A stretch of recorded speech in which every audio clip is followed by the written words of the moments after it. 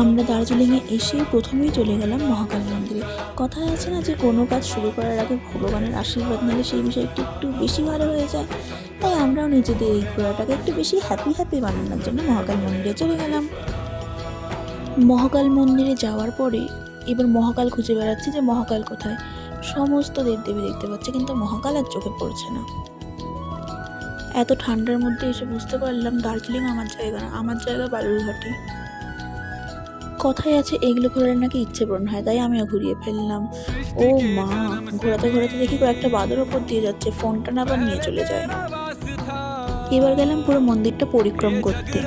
বেশ ভালো লাগলো পরিক্রম করে, অনেক ভালো ভালো ছবি দেখতে পেলাম।